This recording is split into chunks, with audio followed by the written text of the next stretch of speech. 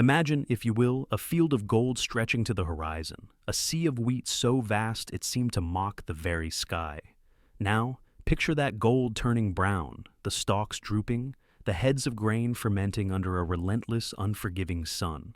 This was the kingdom of Silas Blackwood, and his kingdom was dying. It was dying because its heart, a magnificent $1 million combine harvester named the Titan, had fallen silent. It stood in the center of the field like a great green tombstone, a monument to a fortune rotting on the stalk. Let me paint you a picture of the man, Silas Blackwood. He was not a farmer in the way you might imagine, with dirt under his nails and a gentle worry for the rain. No, Silas was a Titan himself, a man forged from ambition and iron will, who had inherited a respectable farm and hammered it into an agricultural empire. His hands were clean, his boots were polished, and his voice carried the clipped, impatient authority of a man who signs checks with more zeros than most people see in a lifetime. He commanded the land, he did not nurture it, and he believed, with a certainty as deep and unshakable as the bedrock beneath his fields, in a certain order of things. In Silas's world, men gave orders, men operated machinery, and men fixed that machinery when it broke. It was a simple, clean equation, the arithmetic of his success. Women, in his estimation, had their place, but that place was far from the grease and grit of a workshop, far from the intricate chaos of a diesel engine's guts. This was not a belief he debated. It was a fact, as solid as the ground he owned. And 5 years ago, he had stated this fact with the force of a slammed door. Her name was Alara Vance, but back then, everyone just called her Ellie, David's wife. She had worked in Silas's main shop, a quiet shadow beside her husband, David, a man whose hands didn't just fix machines, but seemed to understand their very souls. When David died, a sudden brutal sickness that stole the breath from their small world, Ellie had tried to carry on. She picked up his wrenches, his gauges, his legacy. But Silas saw only a woman in a man's space, an aberration, an affront to the natural order. The final confrontation had been swift and surgically cruel. A hydraulic pump on a tractor had failed, and Ellie had diagnosed the issue in minutes, her small hands moving with an inherited grace. Silas had walked in, seen her there, and his face had curdled. "Get her out of here," he had commanded his foreman, not even looking at Ellie. When she stood her ground, explaining the problem, he had finally turned his cold eyes on her. "I will not have a woman tinkering in my shop. It's not your place. You don't belong here." He had said it loud enough for the entire crew to hear, a public branding. And so she had left, carrying a box of her husband's tools and a silence that weighed more than any machine. Now, 5 years later, irony was serving Silas Blackwood a dish colder than a winter morning. For 3 days, the Titan had been silent. Not just silent, but defiantly, stubbornly dead. The warranty team from the manufacturer had flown in on a helicopter, 3 men in crisp, matching jumpsuits with laptops full of schematics and diagnostics. They were the failed experts, the high priests of modern mechanics. They plugged in their scanners, their faces bathed in the blue glow of data streams, and spoke in a language of error codes and sensor failures. They replaced the primary fuel injector, then the entire electronic control module, then a series of sensors that cost more than a decent used car. With each failed attempt, their confidence evaporated, replaced by a cloud of technical jargon that couldn't hide their utter bewilderment. The Titan's engine would not even turn over. It was, they finally declared with a shrug of expensive shoulders, a cascade failure of an indeterminate origin. Their words were a sterile eulogy for a harvest worth $1.2 million. A harvest that was now just days away from becoming worthless mulch. They packed their laptops, collected their astronomical fee for doing nothing, and flew away, leaving Silas alone with the silence. Panic, you see, is a great equalizer. It had begun to chew through the iron walls of Silas's certainty. He called in specialists from 3 states, old-timers, legends in the trade, men with decades of experience. They came, they poked, they prodded, they scratched their heads, and they left, defeated. The Titan was more than a machine. It was a puzzle box designed by a madman, and no one had the key. The silence in the field was no longer peaceful. It was a ticking clock, each second a dollar bill catching fire. It was Jedediah, his oldest foreman, the same man who had been forced to watch Ellie walk away 5 years ago, who finally dared to speak the name. Jed was a man carved from oak, his skin a roadmap of long years under the sun. He approached Silas not as an employee, but as a witness to the man's unraveling pride. "There's one person we haven't called," he said, his voice quiet but firm, refusing to be cowed by the storm brewing in Silas's eyes. Silas's jaw tightened, a knot of muscle bunching in defiance. He knew exactly who Jed meant. The name was an ember in his mind, one he'd tried to stamp out for 5 years.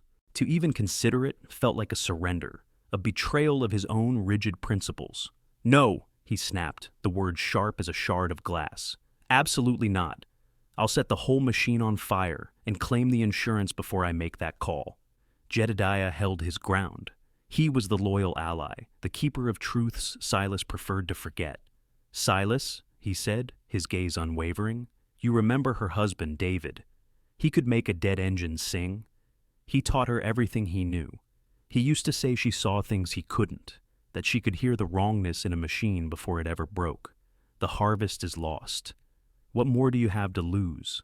Jed's question hung in the hot, stagnant air, a direct challenge not to Silas the boss, but to Silas the man. What do you have to lose? Only your pride? And for Silas, that was everything. That night, Silas Blackwood did not sleep. He walked the perimeter of the dead field, the scent of decay a physical presence in the air. He saw not just rotting wheat, but the faces of the families who depended on his harvest. He heard not just the chirping of crickets, but the echo of his own father's voice, a specter of disapproval that had haunted his entire life. "Good is never good enough, boy. You show weakness, you lose everything." His father had been a hard man who saw compromise as a disease. Silas had spent a lifetime trying to be harder. Calling Ellie Vance felt like the ultimate weakness. Meanwhile, across the county, Alara Vance was living a life of quiet dignity and constant struggle. Her garage, Vance and Son Memorial Repair, was little more than a converted barn behind a small rented house. It was clean, meticulously organized, but perpetually empty. The shadow of Silas Blackwood's dismissal loomed large in the small community. People whispered, if she wasn't good enough for Blackwood Farms, she wasn't good enough for their tractors, their trucks. She survived on small jobs, fixing lawnmowers and ancient generators for folks on the margins, people as overlooked as she was. Grief was a constant, quiet companion. Every tool in her shop held a memory of David, his hands showing her how to calibrate a torquey wrench, his voice explaining the subtle language of a well-tuned engine. Her most prized possession was a small, leather-bound notebook. It was not a manual, it was a diary of machines. In David's elegant script were drawings, observations, and notes about the unique quirks of every engine he had ever loved. "Listen for the whisper beneath the roar," he had written on the first page.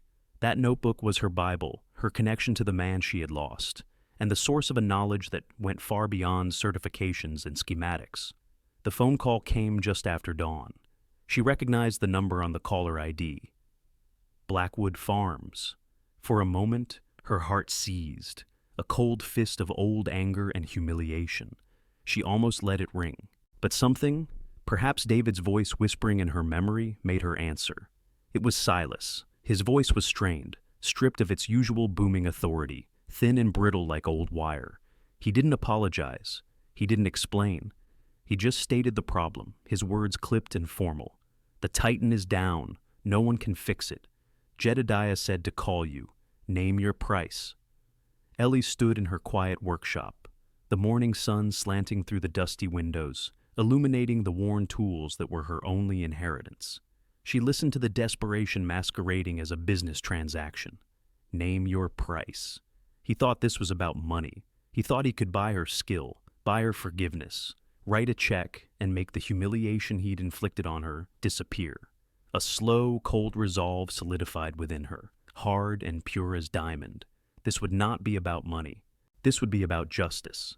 "I have one condition," she said, her voice steady and clear, betraying none of the turmoil inside her. "It's not about money." On the other end of the line, there was a long, charged silence. She could almost hear the gears of his pride grinding against the teeth of his desperation. "What is it?" he finally bit out. "When I arrive," Ellie said, each word chosen with deliberate care, "you will have a camera waiting, a phone, I don't care. But it will be recording, and you, Mr. Blackwood, will stand in front of that camera and you will say to me that you were wrong. You will say that women do, in fact, belong in workshops. You will apologize for what you said to me 5 years ago, publicly, before I even look at your machine. The silence that followed was so profound she thought he might have hung up. She could picture him, his face turning a dangerous shade of red, his fists clenched. This was the wager, not for money, but for his soul. Her silence against his, her dignity against his pride. Finally, a choked, strangled sound came through the phone. It was the sound of a king being checkmated. "Fine," he whispered, the word tasting like ash in his mouth. "Just get here." Her arrival was a study in contrasts. She drove her 20-year-old pickup truck, its paint faded and its engine humming a tune only she understood, down the long, manicured lane to the Blackwood estate.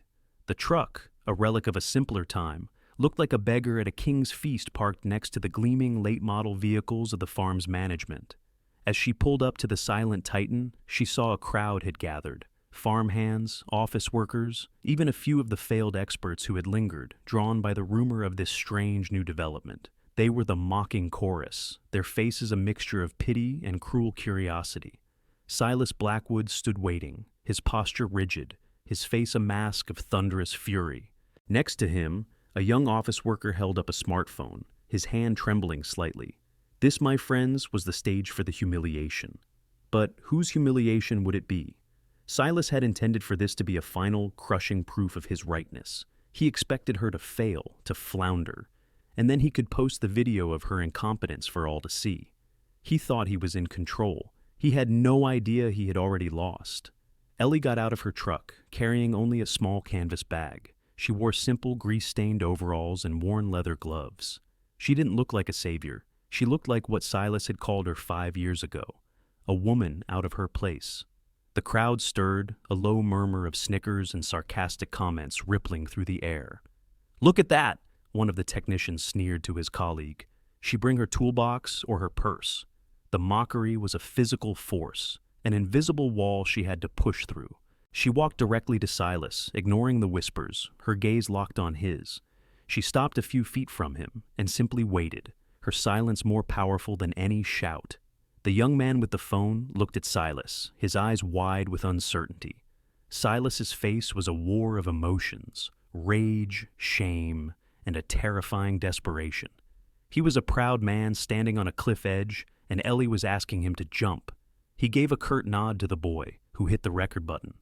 The small red light was a glaring, accusatory eye. This was it, the moment of reckoning. Silas cleared his throat, but the sound that came out was a dry rasp. He tried again, his voice a low, gravelly rumble, devoid of any genuine feeling. He looked not at Ellie, but at a point somewhere over her shoulder, as if addressing the horizon itself. "I am Silas Blackwood," he began, the words sounding rehearsed and bitter. "I have hired Elara Vance to look at the harvester." He paused, swallowing hard. "As a condition of her employment, she has requested that I state for the record." He faltered, the muscles in his jaw working furiously. This was galling, an acid in his throat. But the image of his rotting fields, the $1.2 million turning to dust, pushed him forward. "I state that my previous belief that women do not belong in a mechanic's shop was inaccurate." The word inaccurate was a pathetic substitute for wrong, a coward's word, and they both knew it. "I apologize for my statement to her 5 years ago." He spat the words out like poison. It was the apology of a man at gunpoint, empty of remorse, full of resentment. He gave another sharp nod. The recording stopped. "There!" he snarled at her. "You have your pound of flesh. Now fix my machine." Ellie gave a slow, deliberate nod. It was not the apology she deserved, but it was the one she had demanded. It was a crack in the fortress of his pride, and for now, it was enough. Without another word, she turned her back on him and walked toward the silent, colossal machine. The chorus of mockers fell quiet, their curiosity piqued. The show was beginning, and what a show it was. She did not open a laptop. She did not consult a scanner. She placed her canvas bag on the ground, and from it, she took two things: a simple mechanic's stethoscope and David's leather-bound notebook. The so-called experts exchanged bewildered glances. A stethoscope? Was she a doctor or a mechanic? They saw primitive tools. They could not understand that she was about to perform a different kind of medicine. She began her diagnostic phase, a ritual of senses. First, she walked a slow circle around the entire machine, her eyes scanning every hose, every belt, every seam in the metal. She was not just looking, she was absorbing its form, its stillness. Then, she placed her bare hands on the cold steel of the engine block, closing her eyes. The farmhands watched, mystified. They saw a woman touching a dead machine. But Jedediah, he saw something else. He saw David's ghost. He saw a form of communion he hadn't witnessed in 5 long years. Ellie was listening, not with her ears, but with her fingertips. She was feeling for the memory of vibration, for the subtle stresses in the metal, for the ghost of the machine's final, shuddering moments. Then came the stethoscope. She placed the diaphragm against key points of the hydraulic system, tapping gently with the knuckle of her other hand, listening to the resonance. The sound it made was dull, flat, wrong. It was the sound of a blockage, a pressure that had nowhere to go. The crowd grew restless. The mockery started to bubble up again. "What's she doing?" someone whispered loudly. "Giving it a checkup?" Silas paced back and forth like a caged lion, his patience worn to a thread. He saw foolishness, a woman's sentimental nonsense. He was on the verge of calling the whole thing off, of screaming at her to stop her ridiculous theater. But then she opened the notebook. She flipped through the worn pages, her finger tracing David's familiar script. She stopped on a page near the back. The heading read, "Blackwood's Folly, Titan Custom Mod." Below it was a complex diagram, not from the manufacturer's manual, but drawn by David's own hand. It showed a small, aftermarket hydraulic regulator that Silas himself had ordered installed years ago, against David's advice. He'd wanted a bit more power for the threshing arms, a few more bushels per hour. The manufacturer had warned against it. David had warned against it. But Silas Blackwood did not heed warnings. Here, my friends, is the revelation. The problem was not in the machine's standard design. It was in Silas's own hubris. The part was a ghost in the system, invisible to the manufacturer's diagnostic computers because, officially, it didn't exist. The experts, with all their technology, were looking for a unicorn in a field of horses, while Ellie, guided by her husband's memory, was looking for the mule the farmer had stubbornly tied to the fence. She pointed to a spot deep within the engine compartment, a place nearly impossible to see. "Jed," she called out, her voice calm and authoritative. "Get me a mirror on a stick and a good flashlight." Jed, his face alight with a dawning respect, scrambled to obey. Ellie guided the mirror into the mechanical maze. The beam of the flashlight followed, and there it was. A tiny, almost invisible line, a hairline fracture on the casing of the custom regulator, weeping a single, glistening tear of hydraulic fluid. A gasp went through the small group of onlookers who had crowded closer. It was so small, so insignificant, and yet it was the heart of the problem. That tiny leak was just enough to prevent the system from achieving the minimum pressure required to start the engine sequence. The computer, reading 0 pressure, assumed a catastrophic failure and shut everything down to protect the engine. It was a simple problem, hidden by layers of complexity and arrogance. "That's it," one of the certified technicians breathed, his voice a cocktail of shock and admiration. "That little crack?" "That's it," Ellie confirmed, her eyes still on the mirror. But as she held the light there, her focus sharpened. She saw something else, something the initial glance had missed. This was the setback, the second problem that separates competence from genius. The vibration from the failing regulator over the last few weeks had caused a bundle of wires pressed against a nearby frame member to chafe. The insulation was worn through, exposing the bright copper strands beneath. She felt a chill run down her spine that had nothing to do with the morning air. "It wasn't just a breakdown," she said, her voice low and serious. "It was a warning." She looked directly at Silas, whose face had gone pale. "That's the main wiring loom for the fuel injectors. A few more hours of vibration, and that exposed wire would have shorted against the frame. It would have sent a spark right into the fuel line. This whole machine wouldn't have just broken down, Mr. Blackwood.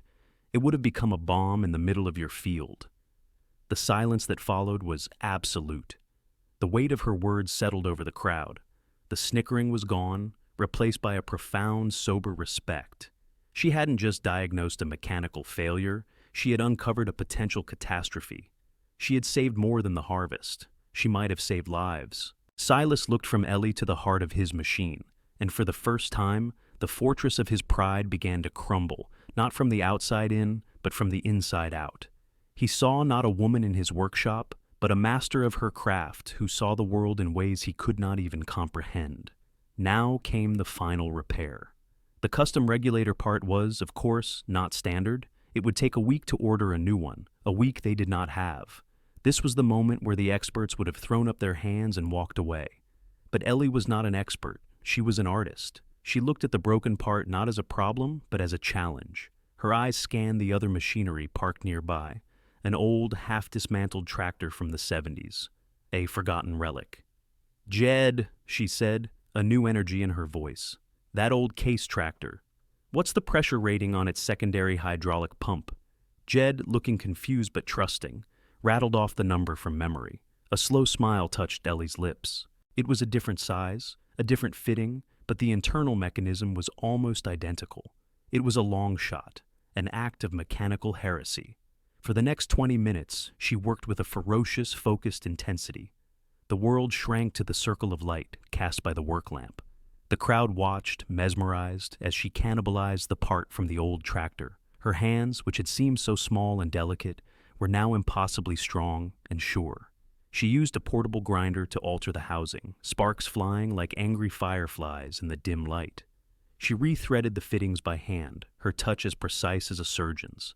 It was an act of ingenious improvisation, a symphony of old-school knowledge and intuitive brilliance. She was not just replacing a part, she was creating a new one, marrying the past to the present to save the future. Finally, it was done.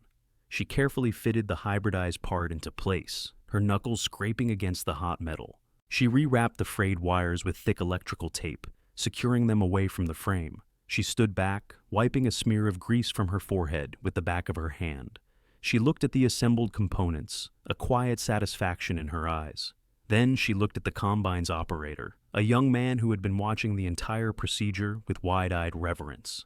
"Try it now," she said, her voice barely a whisper, yet it carried across the silent field like a command. This was the moment of truth, a silence so deep you could hear your own heartbeat descended upon the field.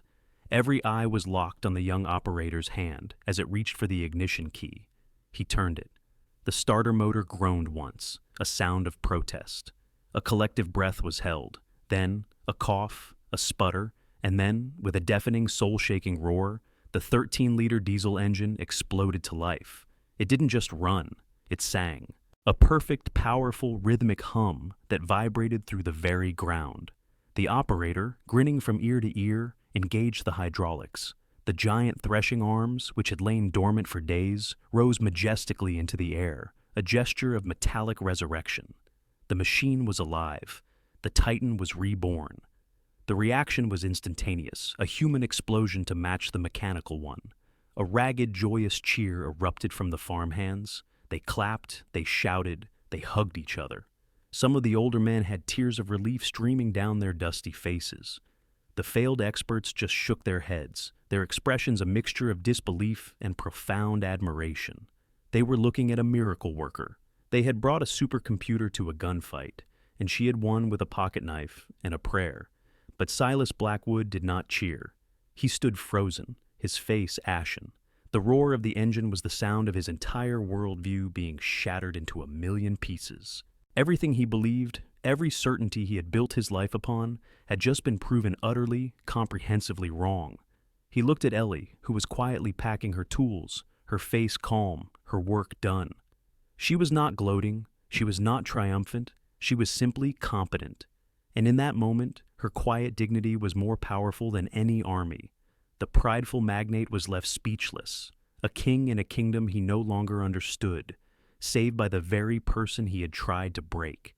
Just as the cheering began to subside, another vehicle approached, a dusty but well-maintained old sedan that seemed as out of place as Ellie's truck had been. An elderly woman with sharp, intelligent eyes and a ramrod-straight posture got out. Ellie recognized her immediately. It was Agnes Petroff, a woman whose car had broken down on the highway a month prior. Ellie had spent 2 hours fixing a faulty fuel pump for her, refusing to take a dime for the labor. This, my friends, was the hidden benefactor, the secret piece of the puzzle. Agnes walked directly to Silas, her expression unreadable. "A beautiful sound, isn't it, Silas?" she said, her voice carrying a surprising strength. Silas looked at her, his confusion palpable. He knew her as a representative of the investment group that held the note on his land and equipment, a quiet woman he dealt with through lawyers and accountants. "Mr. Blackwood," Agnes continued, turning her gaze to the crowd, "seems to have forgotten to tell you all a crucial detail of our business arrangement. You see, his father was a brilliant farmer, but a terrible businessman. When he died, he left this entire operation on the verge of bankruptcy. My late husband and I, we bought the debt. We own the land, we own the equipment, we own this very combine." She let that statement hang in the air, a bombshell of a revelation. Silas is an exceptional manager, but he is a manager. He works for me. A wave of shock rippled through the onlookers. Silas looked as if he'd been struck by lightning. Agnes then turned her warm, sharp eyes to Ellie. "I was a mechanical engineer for 40 years, dear," she said with a smile. "I knew exactly what was wrong with my car's fuel pump. I just wanted to see what you would do. Your kindness, your honesty, and the skill in your hands. It reminded me of the way things ought to be." Then she faced Silas again, her smile gone. "I witnessed your performance on that video, Silas. That was not an apology. That was an insult. A man of character admits when he is wrong, not because he is forced to, but because it is the right thing to do." She looked from his stunned face to Ellie's calm one. "The harvest is saved, thanks to this woman. Your job is also saved, Silas, but on one condition. You are going to apologize again, not to the camera, to her. And this time, you're going to mean it."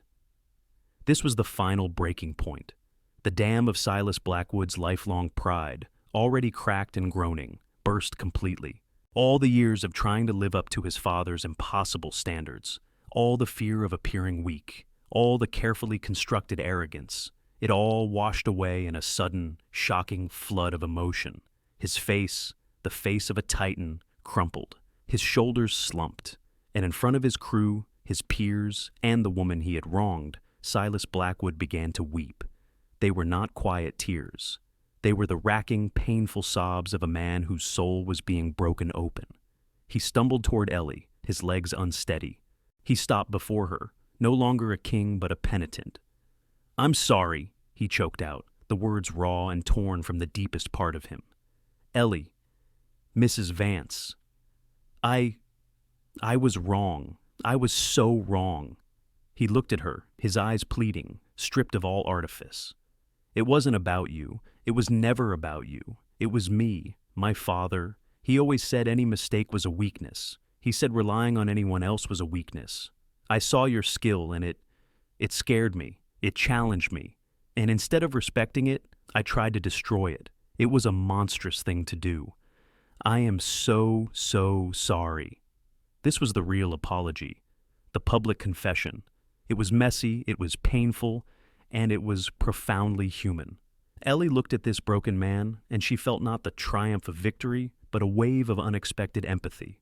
She saw past the tyrant to the scared boy still trying to earn his father's approval.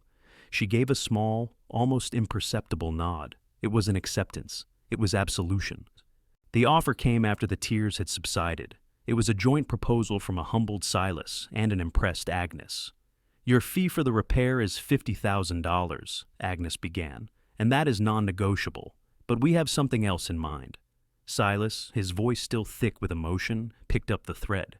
"I don't want you to just fix my machines, Ellie. I want you to run the whole department. I want you to be the director of maintenance for all Blackwood operations. Full autonomy, name your salary, build your own team, teach them, teach me." Agnes smiled. "And to that end, we will finance the construction of a new, state-of-the-art workshop and training facility right here. It will have your name on it, the Vance Center for Agricultural Mechanics, a place where skill is all that matters.